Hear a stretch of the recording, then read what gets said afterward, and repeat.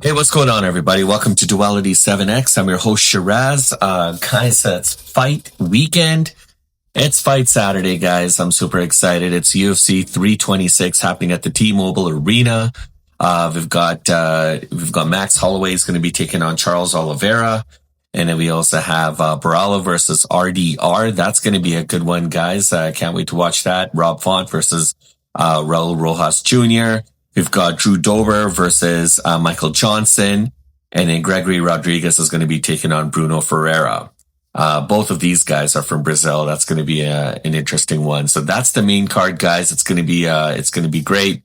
We'll definitely have to catch up with you to let you know, or at least to give our post-fight kind of commentary on the events that unfold tonight. But Charles Oliveira, Max Holloway, they're going to be competing for the BMF title, and it is going to be a doozy. Can't wait. Anyways, guys, I want to share with you guys some other news about some recent events that happened on a live taping on a new reality TV show. All right, guys, so I just want to kind of switch gears here a little bit. I want to share with you guys some breaking news. I mean, two of the biggest icons in the UFC, in the world of MMA, were face to face with one another. You guys know who I'm talking about, Daniel Cormier, Jon Jones, and it wasn't pretty. There was a heated exchange between these guys. Clearly there's no love lost between these two, and that rivalry that we thought would have dissipated over the last decade, right? It was just kind of cultivating in the background. It was growing, it was brewing, and it just kind of, I mean, when the two of these guys came face to face with one another, there was no pleasantries, exchange between one another. In fact, there was a lot of venting. There was a lot of name calling. There was a lot of things said to one another that was kind of hurtful and low. But you could tell that this rivalry is brewing and it's not dead. In fact, it just continues to grow and grow and grow, which is really weird, right? I mean, literally, Daniel Cormier called Jon Jones a cheater to his face. And then Jon Jones fires back as well too, right? Which instantly reignited the flames of this past rivalry. But guys, the real story is not the insults here. It's really why this rivalry is kind of like suddenly back in the spotlight again. There's a lot of things happening in respects to Jon Jones' comeback to the UFC, which, as many of you already know, Dana White, I mean, there was negotiations happening in the background with Jon Jones in the UFC about his return. He wants to fight on the UFC White House card, and it looks like there's a strong possibility that it's going to be Jon Jones versus Alex Pereira. And I mean, it's no coincidence. Alex Pereira just relinquished his light heavyweight championship title just recently. And going from 185 pounds to 243 is absolutely insane. But Alex Pereira was flirting with the idea of going heavyweight for quite some time. So this is not anything new. It's not, oh my gosh, like what does he do? This is very strategic on Potan's part. And so no guy is just going to give up his gold for nothing in return. He's hoping and waiting for that something special waiting for him right around the corner, especially in the heavyweight division. And what could be waiting for him right around the corner could be that of Jon Jones. So this is going to be absolutely mind-blowing breaking news, guys. So it's going to officially come out today. We should have a six fight White House card, event card at least put together by Dana White, and it's going to be released today. It's going to be absolutely crazy, guys. But I don't want to get off the beaten path, but there's some other potential fights that may be happening in that as well too, which involves Kobe Covington, Michael Chandler. But anyways, I don't want to get ahead of myself, but let's get back to this story because this is absolutely insane. But Jon Jones, Daniel Cormier arguably had one of the most bitter rivalries in the UFC history. And for these guys to come head to head again while filming a new reality TV show, let's just say that the tension between these two guys is still very, very real. And I'm going to talk about what might possibly come out of this. And no, it's not going to be, I don't foresee these guys fighting with one another, like in an MMA format, but there's something else that actually, that kind of came down the pipe, which I think might happen. And it's absolutely mind blowing stuff. So you got to stay tuned and I'll talk about it. But think about this, guys. There's a new reality TV show called ALF Reality, and it's owned by Alfredo Auditore, and he had both Daniel Cormier and Jon Jones on his new show. And it's essentially, the premise of the show is that it's kind of like a new reality competition series. And that the premise is simple, actually. So Jon Jones and Daniel Cormier, they serve as kind of like rival coaches, right? And they're guiding their teams made up of other fighters in this kind of like a competition type of format, very, very similar to what the fans saw back in the day with The Ultimate Fighter. And so it's kind of like the same concept. It's going to be, so Daniel Cormier, Jon Jones are not only coaches for their teams, but they're going to be mentors towards their fighters, kind of like gurus, so to speak, and just kind of coaching them, helping them. And then these guys are going to compete, right? So the moment the camera started rolling on these guys, that old rivalry just resurfaced, like literally instantly. It was like as if there was like, it's like throwing a match in a forest that was already doused with oil. Like it was just flames erupted immediately, guys. This old rivalry like surfaced so fast, and it makes for good television, unfortunately, guys. But I mean, at the end of the day, if this is about ratings, this is probably the most genius, smartest move by the producers of the show, right? Because this feud between Jon Jones and DC, it's not just a rivalry, guys. It feels like it's personal, right? And if you guys catch my drift, you guys know what I'm talking about. These two men genuinely dislike one another, and not only inside the octagon, but outside the octagon as well too, guys, right? So during the first episode interview, Jon Jones wasted no time taking a shot at his rival coach DC, right? So Jon Jones essentially told the host that his goal on the show was to secure his third victory over DC. And then he also showed his three fingers like this. And this is why this is where it gets really, really interesting, because Jon Jones said he wants to have his third victory over DC. So if you guys know anything about these guys' history, right, you already know that DC is pissed, when he heard this stuff. And look, technically, Jon Jones did beat Daniel Cormier twice before, technically. But officially, the second win, which happened at UFC 214, didn't count. It was overturned due to no contest because Jon Jones tested for some kind of positive or PED banned substances, right? And this is what kind of led to all the drama and everything, surrounding Jon Jones. And DC was fired up, right? He was fired up. So that's why DC's calling Jon Jones a cheater to his face, because of that second fight that they had. So yes, technically Jon Jones was winning, but officially he didn't win because of it was and it was dealt as a no contest between these two. So Daniel Cormier is still fuming over that, and he said it directly. He goes, "You cheated for the second time, so you didn't win." And just like that rivalry reignited, right? And so here's the thing about Jones and Cormier that a lot of people, I mean, this is what makes it really different, and like their rivalries, make it a lot different than other rivalries, perhaps, is that, usually over time, rivalries between fighters kind of start to cool down. They kind of dissipate, and that's time, right? Time is a kind of like, it heals things, right? You look at, as time passes, cooler heads prevail and careers move on. You think about Muhammad Ali and Joe Frazier, George Foreman, Ken Norton. I mean, the rivalries these guys had, the amount of trash talking and things that kind of went on in the back end of things, like some of it was just kind of ugly. Some of it was like, hitting below the belt, very hurtful words said to one another.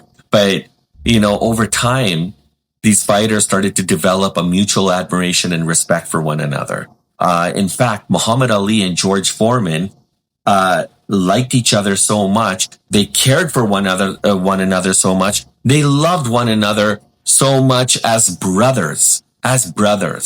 that Muhammad Ali just had nothing but great things to say about George Foreman after his career, and George Foreman vice versa would always talk about Muhammad Ali and what a shining example he was to humanity, and just what a blessing Muhammad Ali was to his own personal life. It was absolutely crazy, guys. So, but this is different. This rivalry never died. It was just brewing in the background, guys. It stayed dormant until these two guys were within the same vicinity within one another, and just like that, like flames going up, this rivalry just reignited, right? And so, like Cormier, yeah, he never got the win, but I mean, look, Jon Jones never really got the redemption either that, the fans were hoping for and expecting. So this unresolved tension between these two guys is exactly why moments like this feel so freaking explosive, right? And the insults that were shared between these guys, it was absolutely next level, because the conversation then quickly shifted to weight. Now these guys are talking about their weights. And this is where things got really, really super interesting, because Jon Jones casually looks over to DC, and he's mocking him. He's mocking DC. He's joking about him, and he's like, I'm curious about how much DC weighs right now. Right? Like, I mean, so like, and if you guys remember historically, back in the day, Jon Jones always talked about DC's weight, and he would always mock him for his struggles with his weight. Because if you guys know, DC did have struggles with making weight, with cutting weight, going to light heavyweight. Those were his own kind of personal battles that he was trying to deal with, that he was trying to work through. And Jon Jones would just always bring that out, which kind of made this rivalry, it kind of went beyond trash talking to more of a personal kind of thing between these guys, because DC didn't like that, right? And so then, like, I mean, this time Cormier starts to flip the narrative, and then he points out, right, he fires back to Jon Jones, and he's like, well, Jon Jones is the one who's hiding his physique. Again, Cormier joked that Jones was trying to pull down his shirt to kind of cover up, his soft tummy and all that extra weight that he's packing since he moved up to heavyweight. And then DC took it a step further. And DC said that if they actually fought today, he would probably drown Jon Jones in the pool. Like, that was kind of dark, right? I mean, yeah. Anyways, that honestly sounded something straight out of their old press conferences. So there's some real life trash talking coming up, but very dark trash talking. But the reason why the story gets super interesting, and it's the reason why this is, again, not just trash talking here, it's because this rivalry is resurfacing from a business perspective, right? So just think about it. Jon Jones is currently ready to fight Alex Pereira, okay, in a UFC bout at the White House. So he is definitely coming back to the UFC. Daniel Cormier now, on the other hand, is probably one of the most influential voices in MMA media. All right. So anytime you see a main event, anytime you see a big card, it's Daniel Cormier there with his buddy Joe Rogan. They're right there behind, like watching it cage side. Right. So anyways, this is going to be really, really super interesting, because despite their careers moving in opposite directions and in completely different directions, this rivalry between these two guys still continues to generate a lot of excitement, a lot of hype. And in combat sports, guys, it does equate to currency. It means big, big dollars, right? So what happens is promoters start to catch wind of this, and they're like, what can we do with these two guys? Can these guys still fight?